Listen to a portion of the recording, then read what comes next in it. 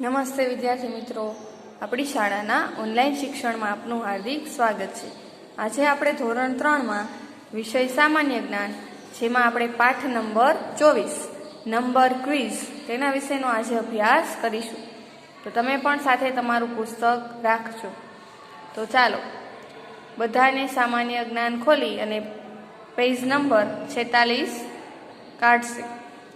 ચાલો તો હવે જોઈએ આપણે કે શું કીધું છે કે નીચે આપેલા દરેક પ્રશ્નના ઉત્તર બોક્સમાંથી શોધીને તેની સામેના બોક્સમાં લખો। તો અહીંયા તમને શું આપેલા છે, બોક્સમાં તેના જવાબ આપેલા છે। તેના જવાબ ઉપરથી અહીંયા બોક્સમાંથી શોધી અને પ્રશ્ન સામે બોક્સ છે તેમાં આપણે તેનો જવાબ લખવાનો છે। તો ચાલો પહેલો પ્રશ્ન જોઈએ। 2 ડઝન એટલે કેટલા થાય? તો 2 ડઝન એટલે કેટલા થાય?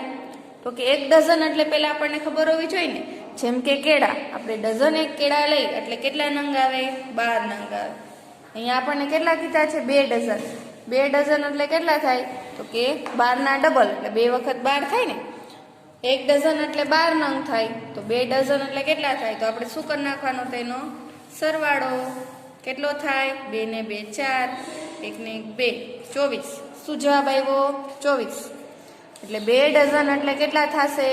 તો કે 24। અહીંયા આપણે બોક્સમાં તેનો જવાબ લખશું 24। ચાલો બીજું જોઈએ। દરેક લીપ યરમાં કેટલા દિવસો હોય છે? તો શું કીધું છે? દરેક લીપ યર। લીપ યર એટલે શું થશે? તો કે આપણે વર્ષના કેટલા દિવસો હોય? 365 દિવસો હોય ને વર્ષના। એક વર્ષના દિવસો કેટલા હોય? 365। લીપ યર એટલે ફેબ્રુઆરી મહિનો છે તેના કેટલા દિવસો હોય છે? 28 કે 29। એના 4 વર્ષે એક વખત જ 29 દિવસો હોય છે, તો એને આપણે શું કહીએ છીએ? Leap year. એટલે જો એના 29 દિવસો હોય તો આપણો એક દિવસ વધી જાય। 365 છે વર્ષના દિવસો, એમાં શું થઈ જાય?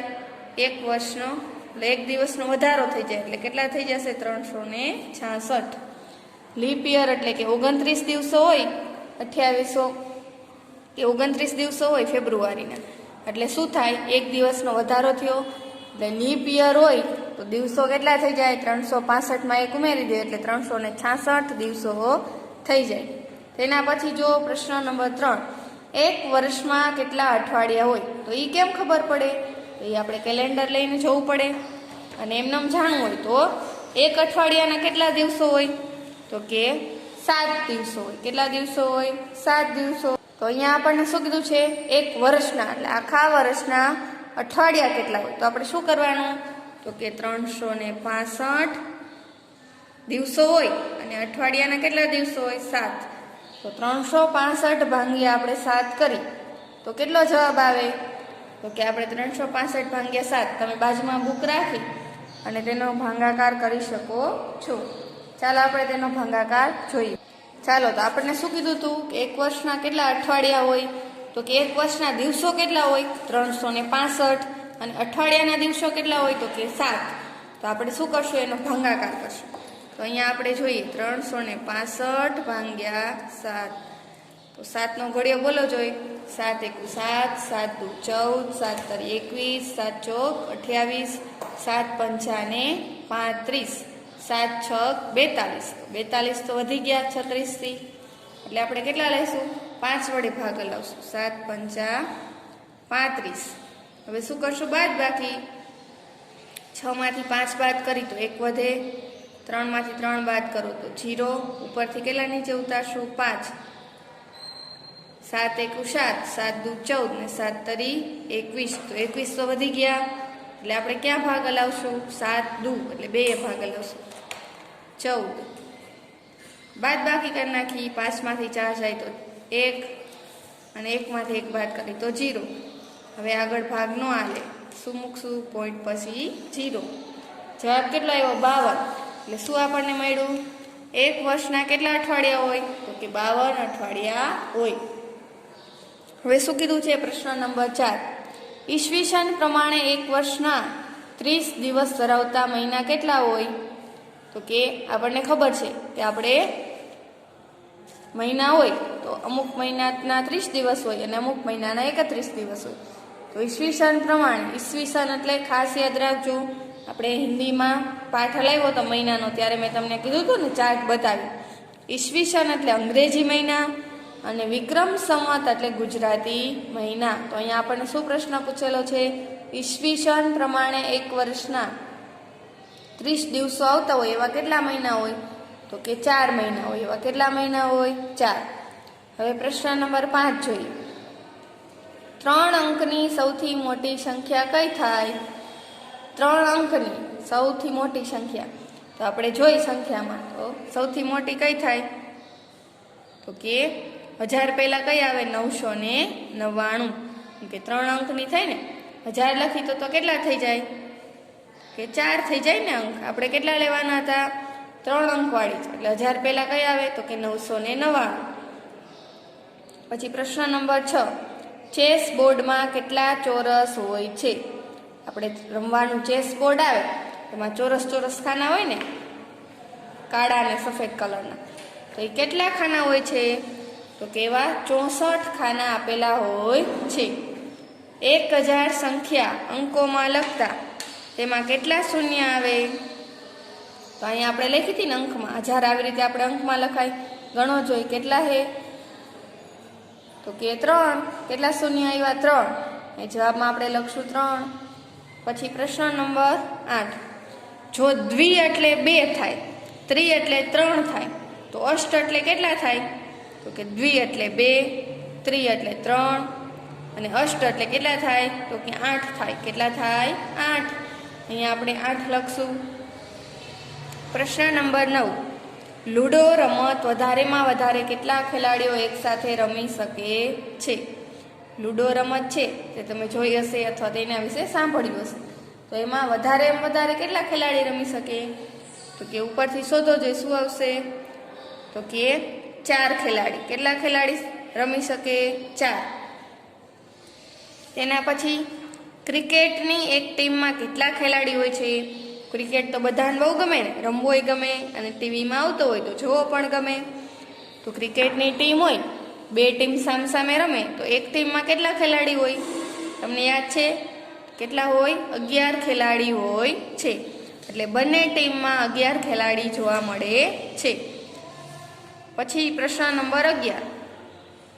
1 ડઝન અને 1 કોડી વચ્ચે કેટલો તફાવત છે? હવે 1 ડઝન તો અહીંયા આપણે ઉપર જોઈ ગયા. 1 ડઝન એટલે કેટલા થાય? તો કે 12 નંગ થાય. અને બીજું શું કીધું છે? 1 કોડી. કોડી એટલે શું થાય? તો કે 1 કોડી કઈ એટલે કેટલા નંગ આવે? 20 નંગ આવે. કેટલા આવે? તો કે 20 નંગ આવે. કોડી એટલે 20 અને ડઝન એટલે 12. તો આ બેયનો તફાવત એટલે આપણે એનું શું કરવાની? બાદબાકી કરવાની. શું કરશું? બાદબાકી. 20 માંથી આપણે 12 કાઢી નાખી તો વાંહે કેટલા વધે? ગણો જોઈ. તો કે 8 વધે. કેટલા વધશે? 8. આપણે એ બેનો તફાવત એટલે બાદબાકી કરશું. કે 1 ડઝન એટલે એમાં 12 નંગ આવે અને 1 કોડી એટલે કેટલા નંગ આવે? 20. 20 ને 12 ની આપણે બાદબાકી કરી તો 20 માંથી 12 જાય તો કેટલા વધશે? 8. એટલે 1 ડઝન અને 1 કોડી વચ્ચેનો તફાવત 8 નો છે. પછી જો પ્રશ્ન નંબર 12. જૂન, જુલાઈ અને ઓગસ્ટ મહિનાના કુલ કેટલા દિવસો થાય? તો આપણે શું કરવું પડે? તો કે જૂન, જુલાઈ અને ઓગસ્ટ મહિનાના કુલ કેટલા દિવસ થાય? તો એ 3 મહિનાના જેટલા દિવસો થાય એનો આપણે શું કરવાનો? સરવાળો કરવાનો થાય. ચાલો, તો શું કીધું છે? કે જૂન, જુલાઈ અને ઓગસ્ટ મહિનાના કુલ દિવસો. એટલે જૂન મહિનો છે તો કેટલા દિવસો હોય? 31. જુલાઈના 30 અને ઓગસ્ટના 31. એનો સરવાળો કરી તો 1 ને 1 2, 3 ને 3 6, 6 ને 3 9. કેટલા દિવસો થાય? 92. એ જવાબ શું આવશે? 92 દિવસો થાય. પછી પ્રશ્ન નંબર 13. 0, 1 અને 3 અંકો વડે બનતી 3 અંકની સૌથી મોટી સંખ્યા. 0, 1 અને 3.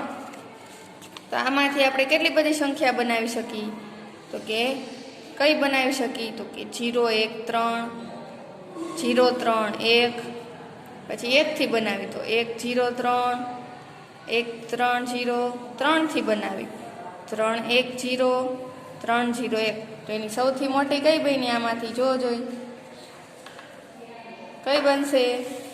0, 1 અને 3 અંક વડે બનતી 3 અંકની સૌથી નાની સંખ્યા કઈ? મોટી સંખ્યા કીધી તો 310 અને નાની સંખ્યા કઈ બનશે? તો કે 103. કઈ બની? 103. અહીંયા આપણે જવાબમાં શું લખશું? 103. તો આપણને 3 અંક વડે બનતી સંખ્યા સૌથી નાની કઈ મળી? 103. હવે જોશું પ્રશ્ન નંબર 14. ઘડિયાળમાં કલાક કાંટો એક દિવસમાં કેટલા ચક્કર પૂરા કરે છે?